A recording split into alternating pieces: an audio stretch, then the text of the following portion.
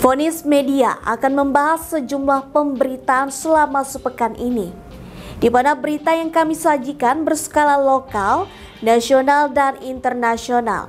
Ulasan tentang persoalan hukum, peristiwa korupsi, pencucian uang, dan kriminal secara umum.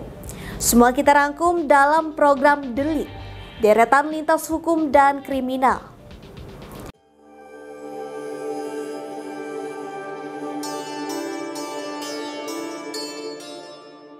Di berita pertama, kasus kebocoran data naik ke tahap penyidikan. Ketua KPK ikut terseret. Polda Metro Jaya menaikkan status menjadi penyidikan terkait kasus dugaan kebocoran di KPK pada perkara korupsi di Kementerian ESDM setelah sebulan lebih dilakukan penyelidikan. Kapolda Metro Jaya, Irjen Pol Kartoyo menuturkan pihaknya melihat peristiwa pidananya.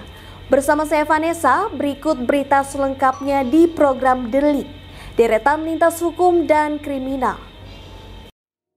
Ketegangan antara KPK dengan Polri diprediksi akan segera meledak. Jika dulunya KPK kebal hukum, kini Polda Metro Jaya ingin mencatatkan sejarah baru di dunia penegakan hukum Indonesia.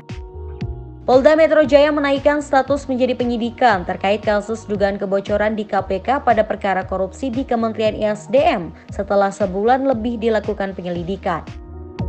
Kapolda Metro Jaya Irjen Pol Karyoto menuturkan, pihaknya melihat peristiwa pidananya setelah banyak laporan masuk dan ditangani Subdit Kamnek di Treskrimum Polda Metro Jaya. Selain itu, dia menyebut mengetahui kasus ini sejak menjabat mantan Deputi Penindakan dan Eksekusi KPK, yakin pihaknya akan bisa mengusut tuntas.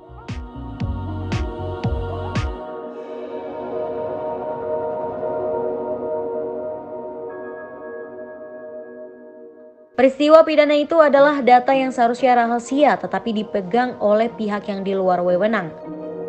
Pihak itu adalah orang yang menjadi target ketika kasus masih dalam penyelidikan oleh KPK. Terlebih, Jenderal Bintang 2 itu santai menanggapi soal namanya yang sempat disebut dari hasil penyelidikan etik Dewas KPK. Soal PLH Dirjen Minerba Kementerian ESDM Muhammad Idris Proyota Sihat yang menyebut menerima dokumen darinya. Mantan Deputi Penindakan dan Eksekusi KPK ini paham dengan perkara tersebut dan tidak pernah mengenal Idris Sihat. Sehingga, ia mempersilahkan pihak KPK membuktikan temuan soal namanya terseret. Lalu, Karyoto menanyakan balik soal temuan Dewas KPK saat namanya ikut terseret, namun belum pernah diperiksa untuk klarifikasi.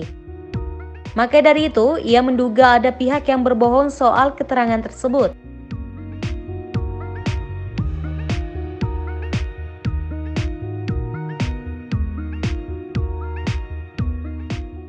Ia juga menanggapi soal bedah hasil atas pengusutan kasus kebocoran data ini.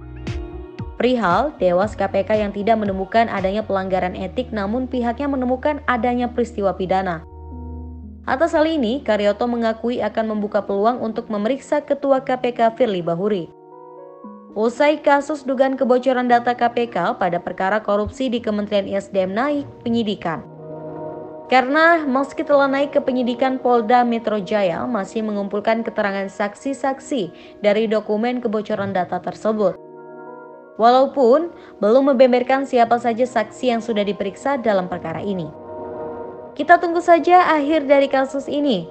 Mungkinkah bakal ada orang yang besar yang ditetapkan sebagai tersangka atau kasus ini akan hilang sendirinya? Di berita kedua, Polda Metro punya peluang periksa Firly. Polda Metro Jaya membuka peluang memeriksa pimpinan KPK Firly Bahuri CS untuk mengusut dugaan tindak pidana terkait kebocoran dokumen hasil penyelidikan dugaan korupsi di Kementerian Energi dan Sumber Daya Mineral. Namun, Dewan Pengawas KPK mengumumkan laporan dugaan pelanggaran kode etik dan pedoman perilaku Firly Bahuri terkait kebocoran dokumen hasil penyelidikan di Kementerian ESDM tidak cukup bukti untuk dilanjutkan ke sidang etik. Bersama saya Vanessa, inilah informasi selengkapnya di program Delik, deretan lintas hukum dan kriminal.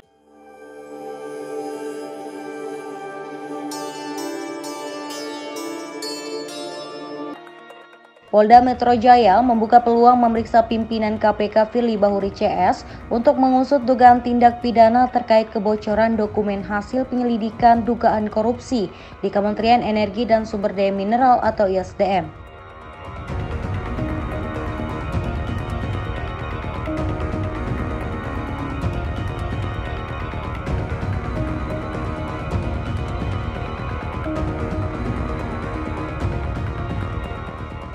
Karyoto menyatakan pihaknya sudah menaikkan status laporan ke tahap penyidikan karena menemukan peristiwa pidana.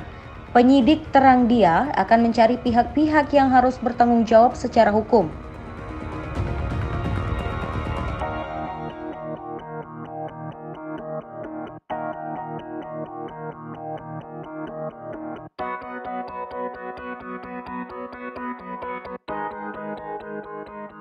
Mantan Deputi Penindakan dan Eksekusi KPK ini menyatakan pihaknya menaruh atensi untuk menuntaskan kasus tersebut, terlebih pelapor terhitung banyak.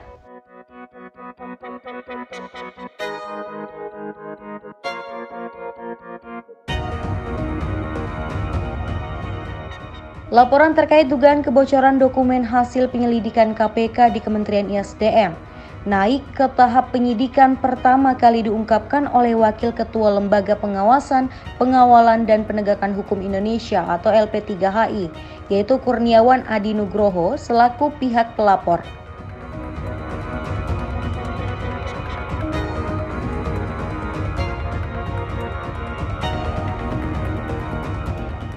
Kurniawan mengaku mendapat informasi jika ada 16 laporan yang masuk ke Polda Metro Jaya. Belasan laporan itu dijadikan satu berkas karena substansinya sama. Namun demikian, Kurniawan menyebut belum ada tersangka dalam laporannya tersebut, meski sudah masuk penyidikan. Di berita selanjutnya, masih membahas kasus korupsi, di mana Rocky Gerung diduga elit 3 partai besar nikmati aliran korupsi BTS. Ada kaitannya Pilpres 2024?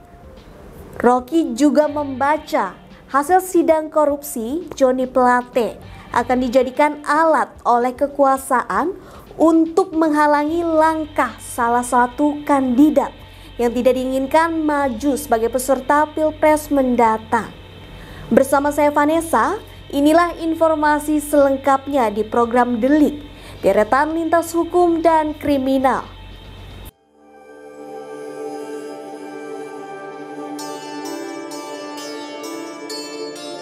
Sidang perkara kasus korupsi program Bakti Kominfo Kementerian Komunikasi dan Informasi Pembangunan Menara BTS 4G mulai digelar dengan tersangka Menteri Kominfo nonaktif Joni G. Plate. Pusat Pelaporan dan Analisis Transaksi Keuangan atau PPATK juga telah membekukan sejumlah rekening perusahaan yang terlibat dalam kasus ini. Di antaranya perusahaan milik suami Ketua DPR RI Puan Maharani, Happy Hapsoro Sukmono Hadi. Kasus ini juga ditengarai melibatkan elit sejumlah partai politik di lingkaran Istana Presiden.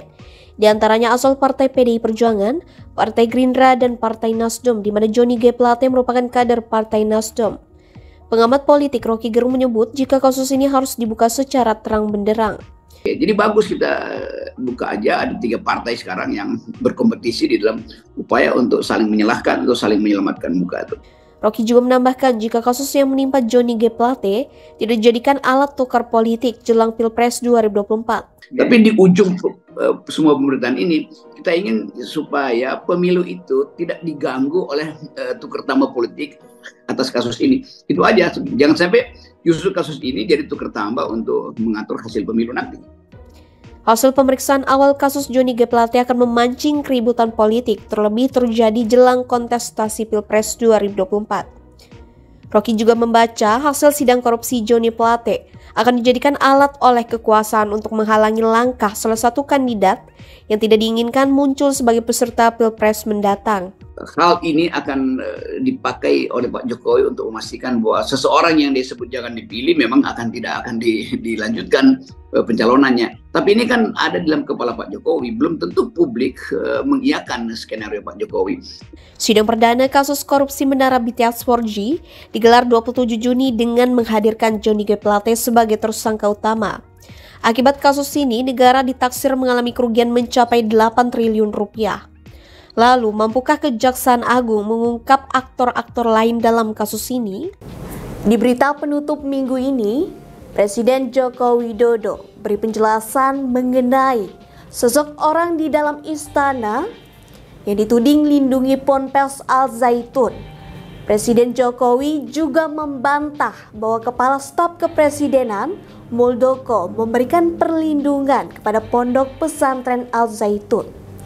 Presiden Jokowi mengaku telah menginstruksikan Menko Polhukam Mahfud MD dan Menteri Agama Yakut Holil Komas untuk mendalami terkait keberadaan Ponpes Al Zaitun.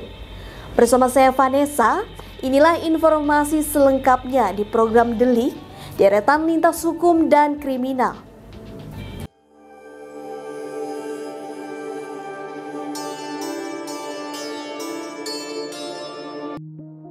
Kontroversi Pondok Pesantren Al Zaitun tidak luput dari perhatian Presiden Joko Widodo. Pondok Pesantren Al Zaitun mendapatkan sorotan masyarakat karena sejumlah paham dan ajarannya dinilai menyesatkan. Presiden Jokowi juga turut memerintahkan anak buahnya untuk menangani kasus tersebut. Selain itu, Presiden Jokowi membantah ada pihak istana yang melindungi keberadaan Ponpes Al Zaitun di Kabupaten Indramayu.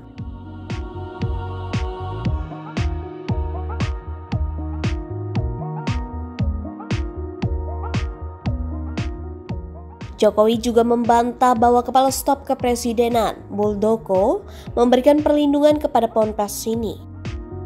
Jokowi mengaku telah menginstruksikan Menko Polhukam Mahfud MD dan Menteri Agama Yakut Holil Komas untuk mendalami terkait keberadaan Ponpes Al Zaitun. Karena itu, Jokowi meminta masyarakat untuk bersabar menunggu hasil pendalaman. Ia berjanji akan segera menyampaikan ke masyarakat jika sudah mendapatkan laporan hasil pendalaman Ponpes Al Zaitun.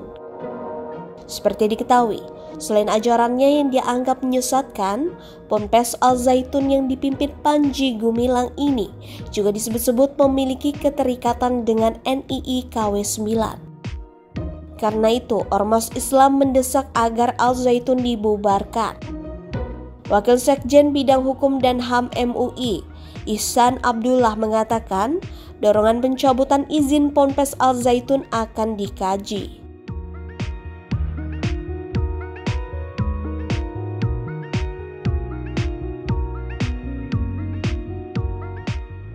Sementara itu, Wakil Menteri Agama Zainud Tauhid Saadi mengatakan, Kemenak selaku pembina instansi pesantren akan melakukan klarifikasi terlebih dahulu terkait ajaran Al Zaitun yang dinilai menyimpang.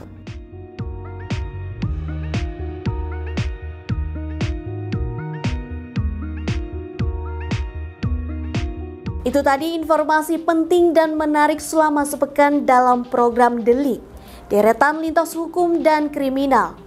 Anda bisa mengakses berita lainnya di web kami di vonis.id dan di channel YouTube Vonis Media. Jangan lupa untuk komen, share, like, dan subscribe channel kami. Kami undur diri, sampai jumpa di pekan depan.